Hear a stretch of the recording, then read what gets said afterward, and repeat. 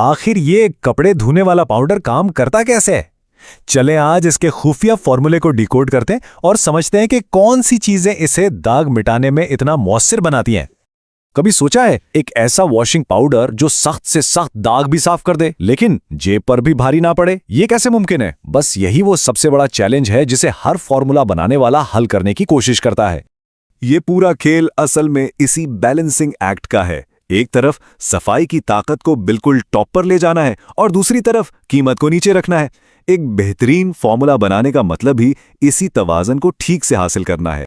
अच्छा, तो इस बैलेंस को समझने के लिए आइए इस फॉर्मूले को इसके 3 बुनियादी सुतूनों यानी 3 मेन हिस्सों में तोड़कर देखते हैं: एक्टिव डिटर्जेंट, अल्कलिनिटी और फिलर्स।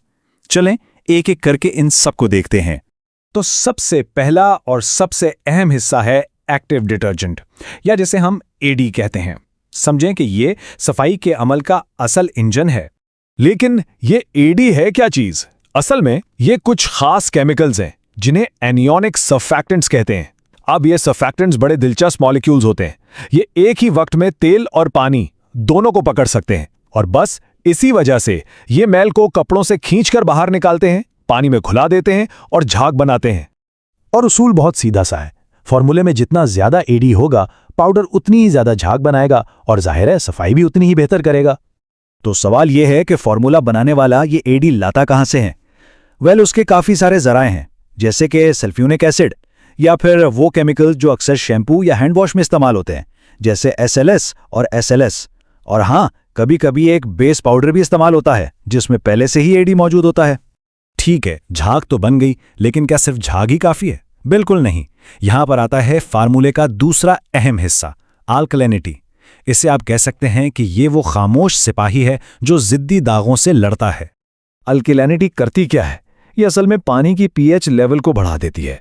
इससे होता यह है कि तेल और चिकनाई वाले दाग ना बहुत आसानी से टूट जाते हैं।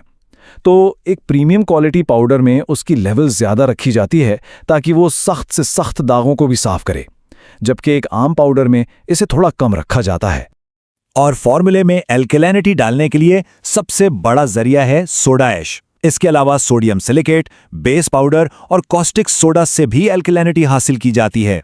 मिसाल के तौर पर अगर सिर्फ सोडियम सिलिकेट को देखें तो इससे करीबन 12% अल्कलिनिटी मिलती है। इससे अंदाजा होता है कि फॉर्मूला बनाते वक्त हर चीज को कितना नाप तोल कर डालना पड़ता है। अच्छा जी, अब आते हैं अपने फॉर्मूले के आखिरी और तीसरे हिस्से की तरफ, और ये हैं फिलर्स। ये वो चीजें हैं जो पाउडर को सस्ता बनाने और इसका वजन बढ़ाने में काम आती हैं। फिलर्स का बुनियादी काम है पाउडर का वजन और वॉल्यूम बढ़ाना। देखें, ये डायरेक्ट सफाई तो नहीं करते, लेकिन ये प्रोडक्ट को सस्ता बनाने में बहुत अहम है। इसी वजह से पाउडर सबकी पहुंच में रहता है। अब सबसे आम फिलर्स कौन से हैं? इनमें आम नमक है, यानी सोडियम क्लोराइड, मार्बल पाउडर जिसे कैल्शियम कार्बोनेट भी कहते हैं, और सोडियम सल्फेट।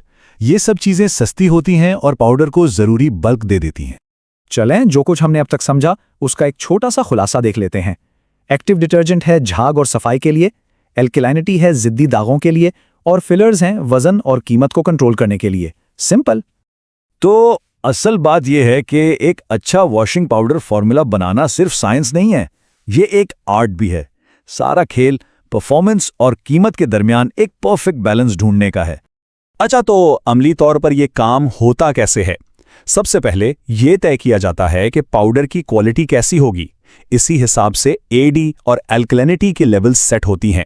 फिर इसके लिए अहम केमिकल्स चुने जाते हैं और आखिर में इन सब चीजों की परसेंटेज को इस तरह एडजस्ट किया जाता है कि परफॉर्मेंस भी अच्छी हो और कीमत भी सही रहे। और अब आखिर में एक दिलचस्प सवाल, जरा सोचिए, अगर पैसों की कोई फिक्र ना हो, कीमत कोई मसला ही ना हो, तो फिर सफाई का सबसे जबरदस्त अल्टीमेट फॉर्मूला कैसा होगा? क्या क्या होगा उसमें? इस पर जरूर सोचिएगा।